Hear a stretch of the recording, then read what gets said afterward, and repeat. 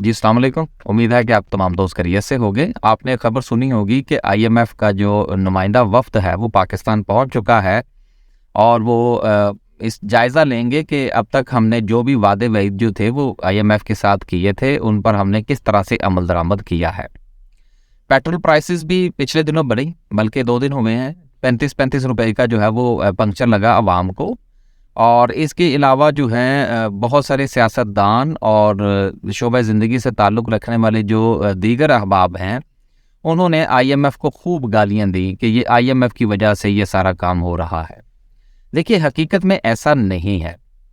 हमें जो है वो अपने अवाम को भी एजुकेट करना होगा और हमें इस चीज़ के बारे में सोचना होगा कि हम जब भी अपनी कोई भी गलती या कोताही होती है, उसका जो सारा का सारा जो मलबा है वो हम किसी दूसरे के कंधे के ऊपर ही क्यों डाल देते हैं। आईएमएफ बेचारे का क्या कसूर है? अगर आपके यहाँ बिजली, गैस या पेट्रोल की कीमत बढ़ती है तो इसमें आईएमएफ का क्या कसूर है? देखिए, आईएमएफ जो है ये बिल्कुल उसी तरह से है कि जिस तरह आप अपने इलाके में या अपने मुल्क में, या आप फ़र्ज़ कीजिए आप बैंक के पास जाते हैं और बैंक के पास जाके तो आप उससे अगर लोन चाहते हैं तो उसके साथ आपकी कुछ शराइत होती हैं। जब आप बैंक के साथ वो शराइत पूरी करते हैं तो बैंक जो है वो आपकी गाड़ी लीज़ कर देता है, या आपको घर के लिए लोन दे देता है, या वो आपको बिज़नेस लोन दे देता है। अब जो टर्म्स एंड कंडीशन आप बैंक के साथ, ये मैं आपको एक एग्जांपल दे रहा हूँ, जो टर्म्स एंड कंडीशन आप बैंक के साथ तय करते हैं और बाकायदा तौर पर वो लिखी जाती हैं, तो बैंक जो है वो आपको गाहे बगाहे पूछने का पूरा हक रखता है कि सर आपने मुझसे पैसे लिए हुए हैं तो क्या आप टाइम पर किस्त जमा करवा रहे हैं? अगर नहीं जमा करवा रहे तो उसकी क्या क्या वजह है? क्या आपको फ़ाइन किया जाए या ना किया जाए? तो ये जितनी भी चीज़ें होती हैं ये सारी की सारी एग्रीमेंट में लिखी जाती हैं।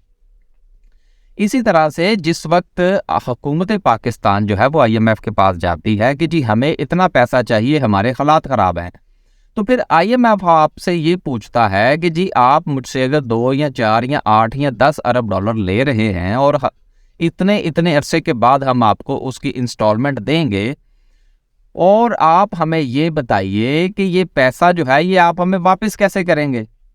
तो ये आईएमएफ नहीं कहता कि जी आप बिजली की कीमत बढ़ाएं, या आप गैस की कीमत बढ़ाएं, या आप जो है वो पेट्रोल की कीमत बढ़ाएं। ये जो साहिबान उस वक्त आईएमएफ के पास जाके ये डील करने के लिए पहुंचे होते हैं, ये वो सुजेस्ट करते हैं कि सर जो आप हमें पैसा देंगे वो हम यहाँ पर टैक्स लगा के हम जो है वो आपको वापस कर देंगे। दूसरी चीज़, बाज़ औक़ात ऐसा होता है कि ये जिस वक्त आईएमएफ के पास जाते हैं और जो भी डील होनी होती है उसमें फिर जब टर्म्स एंड कंडीशन के हवाले से या रीपेमेंट के हवाले से जिस वक्त सजेशंस दी जाती है कि जी हम इस तरह से अपनी बचत करेंगे, ये करेंगे, वो करेंगे, तो फिर आईएमएफ जो है वो इनको कोई इनके सर के ऊपर बंदूक रख के नहीं कहता कि जी आपने ये काम करना, वो कुछ सजेशन देता है। वो कहता है जी कि मिसाल के तौर पर आप अपने फ़लाँ जगह से पर जो आपका ख़र्चा हो रहा है वो बहुत ज़्यादा है, इसको कम करें, हमारे नज़दीक जो है ये आप पैसे ज़ाया कर रहे हैं यहाँ पर। फिर वो आपसे ये कहता है कि जी मिसाल के तौर पर आप पेट्रोल जो है वो बाज़ार से मिसाल के तौर पर इंपोर्ट जो कर रहे हैं वो आपको पड़ता है 200 रुपये का, और आप जो है वो दे रहे हैं 180 का। तो हमारे ख्याल में अगर आप ये जितने का ले रहे हैं उतने का ही आगे बेचें तो शायद आपका ख़र्चा जो है वो कम हो जाएगा। इसी तरह से ये मुख्तलिफ़ किस्म की सजेशन जो हैं ये आईएमएफ की तरफ से दी जाती हैं, लेकिन वो कनपटी के ऊपर बंदूक नहीं होती। तो ये जो साहिबान वज़ीर ख़ज़ाना और ये जितने भी लोग हैं, ये जिस भी हुकूमत से उनका ताल्लुक़ हो, ये आईएमएफ को बुरा भला जब कहते हैं तो हमें इनका आगे से जो है वो मुंह तोड़ना चाहिए और इनको बताना चाहिए कि भाई इसमें उन बेचारों का क्या कसूर है। आप उनके कंधे के ऊपर रख के जो है वो चला देते हैं। अब पिछले दिनों अगर जो है वो पेट्रोल की कीमत 35 रुपये बढ़ी है तो उसमें भी आईएमएफ का नाम इस्तेमाल किया जा रहा है कि जी वो आईएमएफ की शराइत थी, जी आईएमएफ की शराइत थी। जी आईएमएफ की शराइत कहाँ से आ गई? अगर आप आईएमएफ को कोई और अल्टरनेट दे देते तो आईएमएफ वो मान लेता। देखिए उसने तो अपने पैसे वापस लेने हैं। मकसद है ये सारी वीडियो बनाने का वो ये है कि आईएमएफ जो है वो बेचारे का कोई कसूर नहीं है। ये कसूर जो है ये हमारे अपने लोगों का है, गवर्नमेंट ऑफ पाकिस्तान का है, वज़ीर ख़ज़ाना का है, कि जो जिस भी गवर्नमेंट से हो, जो भी गवर्नमेंट आईएमएफ के पास गई थी, चाहे वो नून की थी या पीटीआई की थी, चाहे वो असद उमर था, मिफ्ता इस्माइल था, या दीगर XYZ लोग थे, ये लोग वहाँ पर लिख के दे के आए थे कि जी हम ये काम करेंगे, आप बराए मेहरबानी हमें पैसे दे दे। और ये वो गारंटीज थी जिसके बिना पर IMF ने आपका लोन अप्रूव किया था।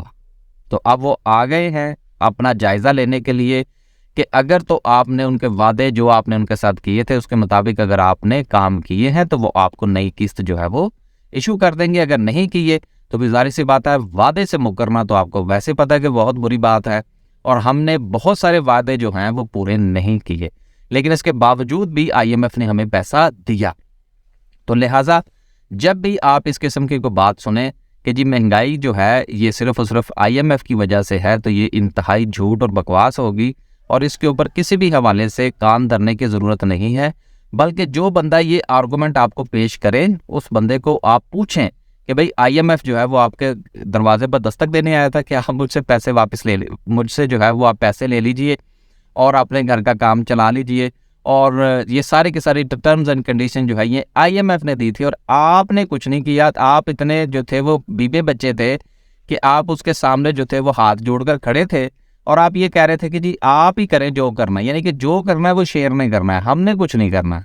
ये सब गलत बयानियां हैं, इनसे हमें बाहर निकलना होगा और हकीकत का सामना करना होगा कि हमारे लोग जो है वो बाहर जाकर क्या गुल खिलाते हैं, एग्रीमेंट्स क्या करते हैं। बराए मेहरबानी ख़ास तौर पर जो नेशनल लेवल के एग्रीमेंट्स हैं वो आप ज़रूर पढ़िए, ताकि आपके भी इल्म में आए कि आपके साथ जो है वो हाथ कौन कर रहा है। अल्लाह हाफ़िज़।